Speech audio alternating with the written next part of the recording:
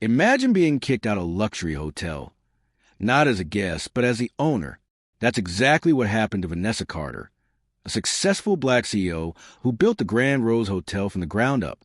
In front of strangers, she was mocked, humiliated, and thrown out of her own property.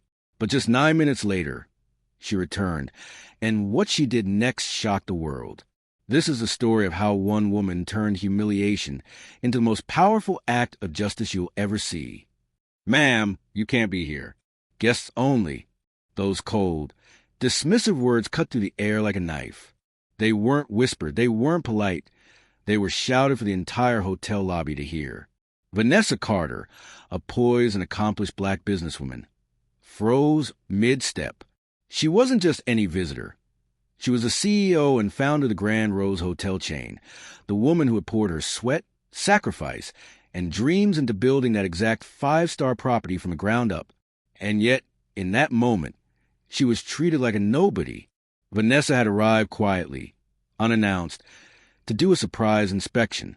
She often believed the best way to test her staff was to see how they treated strangers when they didn't know the boss was watching. But tonight, what she discovered went far beyond poor customer service. It was outright disrespect. Behind the front desk stood Gregory, the hotel's shift manager, wearing a stiff suit and an even stiffer expression. He looked her up and down with thinly veiled disgust, his lips curling as if her very presence in the marble-floored lobby offended him. "This is not a place for outsiders," he snapped, his voice loud enough to make guests glance up from their drinks in the lounge. "If you don't have a reservation, you need to leave. Now." The entire lobby seemed to freeze. Conversation stopped. The soft piano music in the background felt distant, and even the clicking of heels across the polished floor slowed. Guests turned to watch the scene unfold, some pulling out their phones, sensing drama. Vanessa inhaled deeply, steadying herself. She refused to raise her voice, instead speaking with calm authority. "I'm not a guest. I own this hotel." But instead of shock or apology, Gregory let out a sharp, mocking laugh. "Lady, you? The owner? Don't make me laugh. Now get out before I call security." The laughter echoed in the vaulted ceilings, and Vanessa felt the sting of humiliation spread like wildfire through the room. Whispers started. A woman in pearls leaned toward her husband, murmuring, "Is she serious?" Another guest muttered, "Maybe she's just pretending." Cameras clicked as strangers began recording the confrontation. And just like that, without a second thought, without the slightest recognition of who she truly was, the CEO of the Grand Rose Hotel was kicked out of her own property.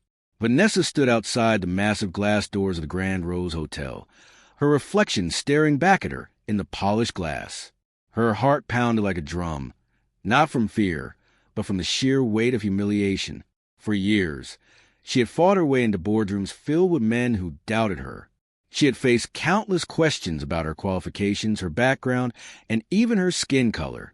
She had learned to stay calm, to outsmart them, to prove herself again and again.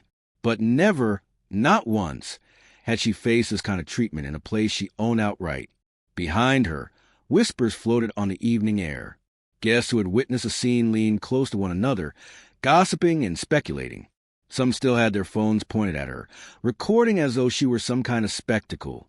A couple waiting for a taxi glanced at her and whispered cruelly. "Is she really homeless or something?" the man asked. His wife snickered. "Maybe she's just crazy." The sting of their words cut deep, but Vanessa clenched her fists and lifted her chin. Tears burned at the corners of her eyes, but she refused to let them fall. Not here. Not now. Instead, she pulled her phone from her sleek leather handbag, tapped her assistant's number, and when the call connected, she spoke only 4 words. "Start the emergency protocol." Her assistant didn't hesitate. She knew exactly what that meant. Within minutes, Vanessa's lawyer, her executive assistant, and 2 trusted board members were rushing to the hotel. This wasn't just a casual response. This was a crisis plan that Vanessa had prepared for moments when her authority needed to be asserted without question. Meanwhile, back inside the lobby, Gregory strutted around like a king who had just defended his castle. His smirk stretched ear to ear as he bragged to the staff behind the counter. "You see," he said, puffing out his chest, "this is what happens when you let just anyone wander in. She really thought she could fool us. Can you believe she claimed to own this place? What a joke. The staff chuckled nervously, unsure whether to join in his arrogance or remain silent. What Gregory didn't know, what none of them knew, was that his smug victory was about to crumble. In less than 10 minutes, his arrogance would cost him and every single staff member who stood by the very jobs they were so proud to hold. The countdown to their downfall had already begun. 9 minutes later, the grand glass doors of the lobby swung open once again. But this time, Vanessa wasn't alone. She strode in with her head held high, flanked by her legal team in sharp suits, 2 board members carrying official files, and 2 security officers she personally employed. The transformation in the lobby was immediate. The same guests who had whispered cruelly about her just a moment ago now turned their heads in awe. Phones were raised again, but this time the tone of the whispers had shifted. From mockery to curiosity, even respect. The sound of her heels clicking against the marble floor echoed through the space as she marched straight to the front desk. Gregory, who had been lounging behind the counter with false confidence, sat up in shock. His smirk disappeared as Vanessa calmly placed a thick leather-bound folder directly on the counter. "Here are the ownership papers," she said, her voice steady and commanding. "The Grand Rose Hotel belongs to me. My name is on every license, every deed, and every legal document." She opened the folder, revealing stamped contracts, signatures, and government seals that left no room for doubt. The color drained from Gregory's face. His lips trembled as he stuttered, "Wait, this can't be." But Vanessa didn't let him finish. She turned slowly, her voice rising so it carried across every corner of the lobby. Her tone wasn't angry. It was powerful, the voice of a leader reclaiming her throne. "Ladies and gentlemen, I came here tonight as the CEO and founder of this hotel, and I was humiliated, insulted, and kicked out of my own building by the very people who were supposed to represent my vision." Gasps rippled through the crowd. Guests shifted in their seats, some shaking their heads in disbelief. Others raising their phones higher to record what was clearly turning into a viral moment. The silence that followed was heavy. Every eye fixed on her. Then Vanessa delivered the words that cut through the air like thunder. Effective immediately, every single employee who stood by and allowed this to happen is fired. The staff froze in place. Some looked horrified, others broke into tears. Gregory's jaw dropped as if he'd just witnessed his entire career crumble in an instant. The once proud employees of the Grand Rose Hotel were now nothing more than cautionary tales. The balance of power had shifted completely and forever.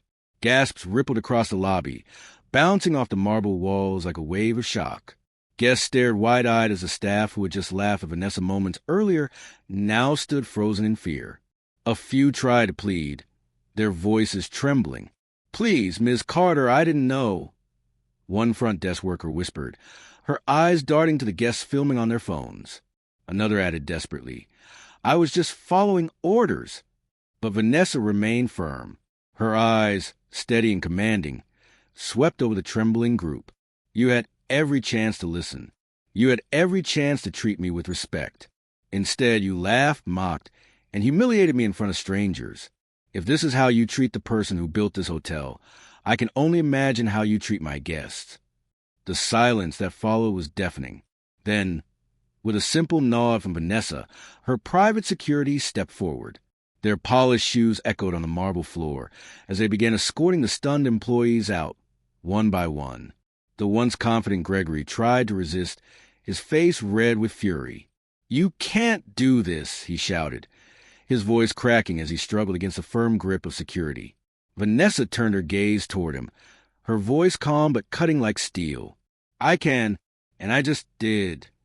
The finality in her words silenced him completely. His shoulders slumped as he was dragged toward the exit, his downfall witnessed by dozens of guests who had their cameras trained on him. Within minutes, the entire front desk staff, the managers, and even the floor supervisors were out of the building, standing on a curb in stunned silence. Inside, the atmosphere shifted dramatically. Guests who had once watched with curiosity now erupted into applause. Some even stood, clapping with genuine admiration. A well-dressed man approached Vanessa and shook her hand. "I've never seen justice served so quickly," he said with a smile. Another guest added, "This is leadership. This is how you protect your business." Phones buzzed as videos of the confrontation flooded social media. Within hours, clips spread like wildfire, amassing thousands of views. Captions ranged from "CEO kicked out her own hotel fights back" to "powerful moment. Woman fires entire staff after being humiliated." Vanessa hadn't just taken back her hotel. She had created a moment the world would never forget.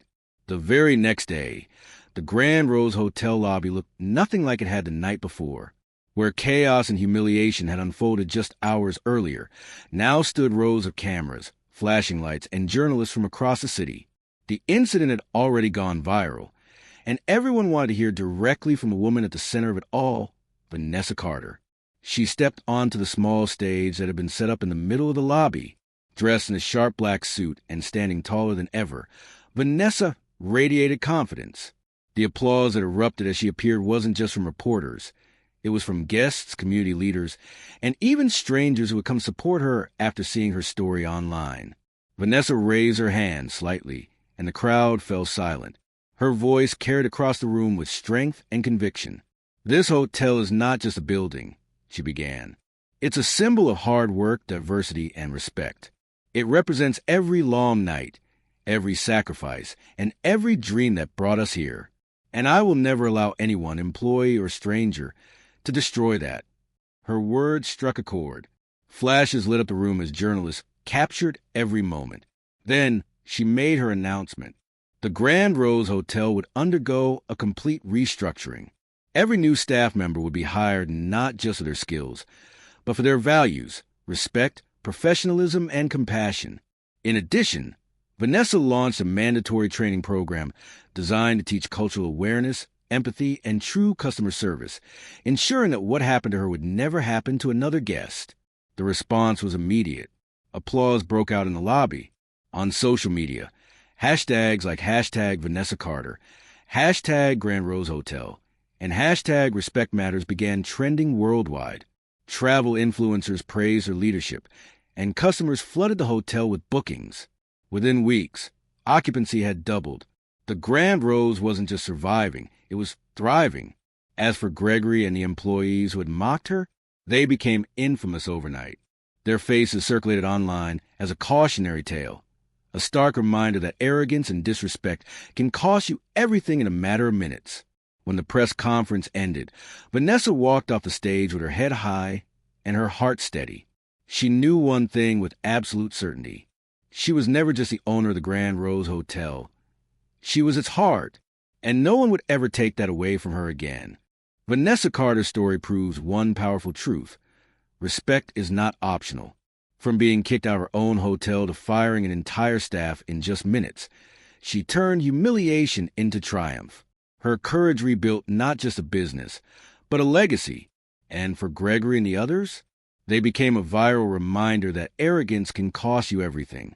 If this story moved you, don't forget to like, share, and subscribe, because more powerful stories like this are on the way.